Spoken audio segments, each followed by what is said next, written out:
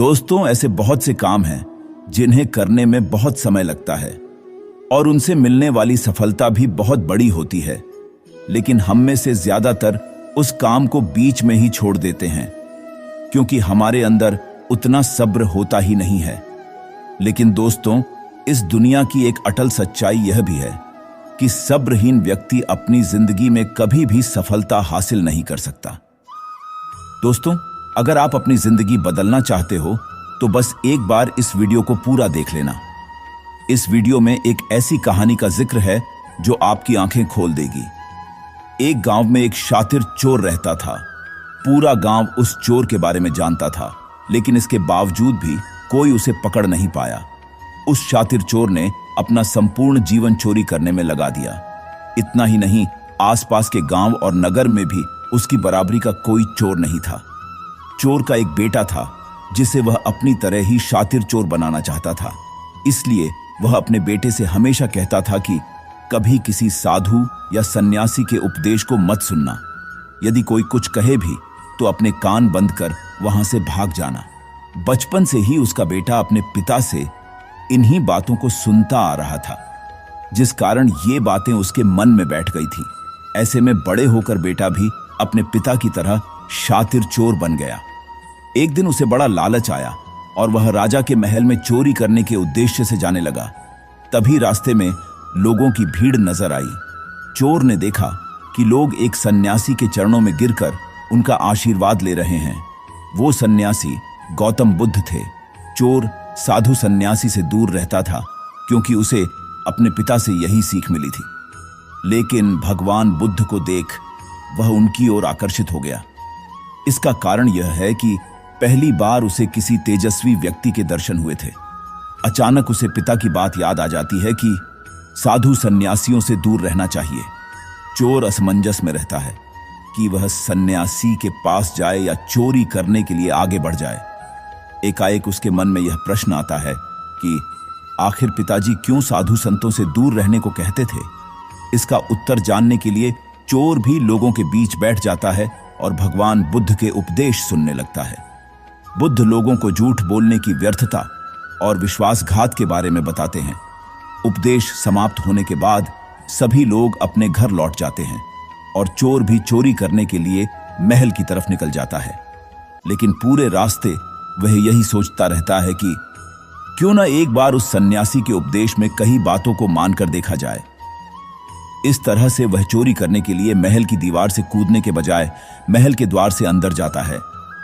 उसे देख महल के द्वारपाल उसे रोकते हैं और भीतर जाने का कारण पूछते हैं। चोर कहता है, मैं चोर हूं और महल में चोरी करने जा रहा हूं। द्वारपाल उसकी बातें सुनकर हंसने लगते हैं और कहते हैं, जरूर यह महल का सेवक या नौकर होगा और हमसे मजाक कर रहा है। वे उसे महल के अंदर जाने दे देते हैं।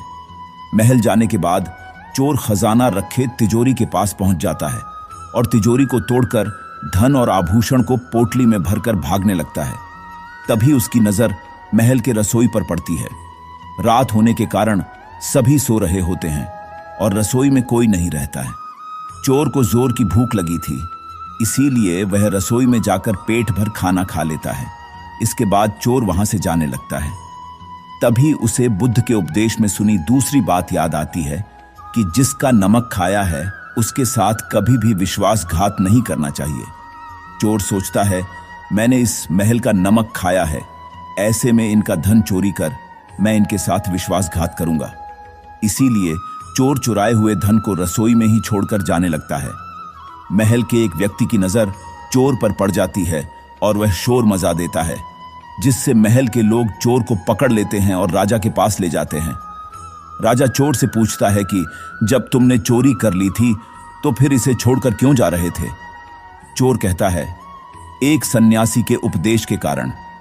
चोर की बात से राजा प्रभावित होते हैं और उससे कहते हैं, अगर तुमने ऐसे उपदेश बचपन से ही सुने होते तो तुम कभी चोर बनते ही नहीं।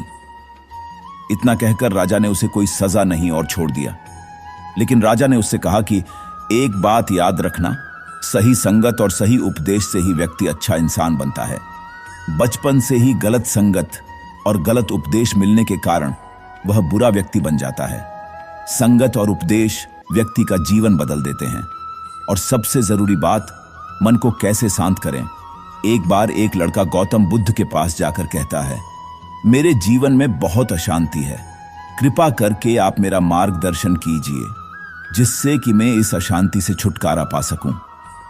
गौतम बुद्ध लड़के से जीवन की अशांति का कारण पूछते हैं।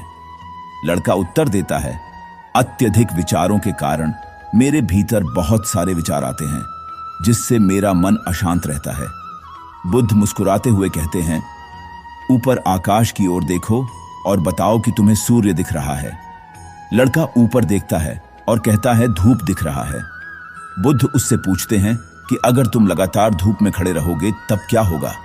वह कहता है, मुझे अत्यधिक गर्मी लगेगी और शरीर में बेचैनी होगी। बुद्ध लड़के से कहते हैं कि अगर धूप में खड़े रहने से तुम्हें गर्मी लगती है तो इसमें दोष किसका है, सूर्य के ताप का या तुम्हारा।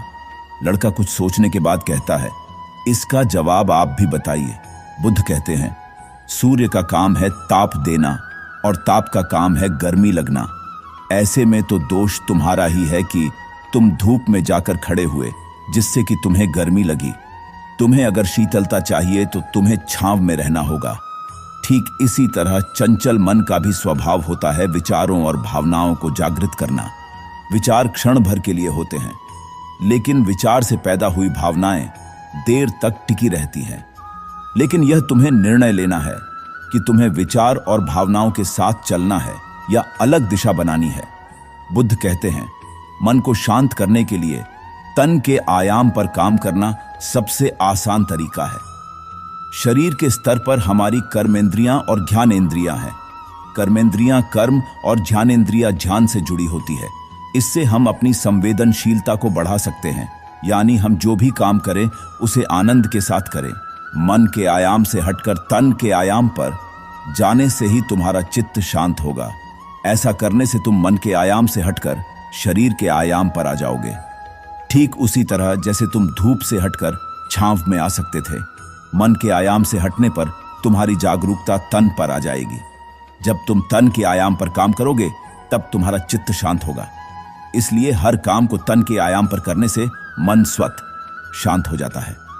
लड़का बुद्ध से कहता है, अपने भीतर के सुर को कैसे सुने। बुद्ध कहते हैं, किसी शांत स्थान पर रहकर जहां शांति हो, तब अपनी आंखें बंद करो और मन के भीतर चल रहे शोर से हटकर भीतर के सुर को सुनने की कोशिश करो।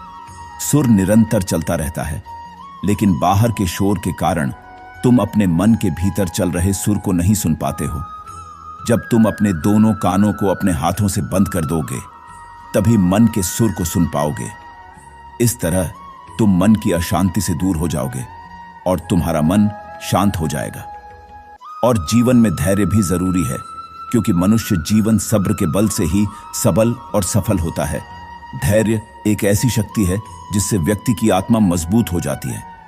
दरअसल धैर्य, संतोष या सहनशीलता एक ऐसा गुण है जो हर किसी में नहीं होता। धैर्यवान व्यक्ति वह है जो कठिन परिस्थितियों में भी शांत रहकर उस पर काबू पा लेता है या धैर्यपूर्वक सही समय आने की प्रतीक्षा करता है। लेकिन आजकल लोगों के बीच सब्र नाम की कोई चीज नहीं रह गई है। उनके पास कोई काम करने या कुछ भी हासिल करने का धैर्य नहीं है, बल्कि ये सब कुछ बहुत जल्दी चाहते हैं। लेकिन वे भूल जाते हैं कि जल्दबाजी में कोई चीज मिल भी जाए तो जीवन में उसका महत्व शून्य के बराबर होता है। जीवन में धैर्य का महत्व और धैर्य क्यों जरूरी है। गौतम बुद्ध एक बार अपने शिष्यों के साथ गांव से शहर जा रहे थे। यात्रा के दौरान उन्हें और शिष्यों को थकान महसूस हुई। थकान दूर करने के लिए वे एक सरोवर के पास रुके और एक शिष्य से अपनी प्यास बुझाने के लिए सरोवर से जल लाने को कहा। शिष्य सरोवर पर मटके में पानी लेने गया, लेकिन जब वह सरोवर के पास पहुंचा तो उसने देखा कि एक बैलगाड़ी भी सरोवर के किनारे रुकी, जिससे सारी मिट्टी पानी में घुल गई। झील गंदी हो गई। शिष्य सोचने लगा कि मैं अपने गुरु को पीने के लिए इतना दूषित और गंदा पानी कैसे ले सकता हूं। इसलिए वह बिना पानी लिए खाली हाथ लौट आया। शिष्य ने गौतम बुद्ध से कहा, गुरुदेव, तालाब का पानी काफी गंदा है और पीने लायक नहीं। गौतम बुद्ध ने कहा, ठीक है, कोई बात नहीं, कुछ देर यहीं आराम कर लेते हैं। आराम करने के बाद गौतम बुद्ध फिर उसी शिष्य को पानी लाने को कहते हैं। शिष्य फिर बर्तन लेकर सरोवर पर जाता है, लेकिन इस बार वह देखता है कि झील के पानी में कोई हलचल नहीं है और पानी भी पूरी तरह साफ और पीने योग्य है। जो मिट्टी पानी के ऊपर दिखाई देती थी वह भी अब झील के तल में बैठ गई है। शिष्य पात्र में जल भरकर गौतम बुद्ध के पास जाता है। मटके में साफ पानी देखकर गौतम बुद्ध शिष्य से कहते हैं, देखो कैसे मिट्टी भी अपनी जगह चली गई और सारा पानी साफ और पीने योग्य हो गया। इससे यह सिद्ध होता है कि जीवन में कितना भी कठिन समय क्यों ना आए, यदि हम उस कठिन समय के बीतने का थोड़ा इंतजार कर लें तो आने वाला समय अपने आप अच्छा हो जाता है। इसलिए जीवन में धैर्य जरूरी है।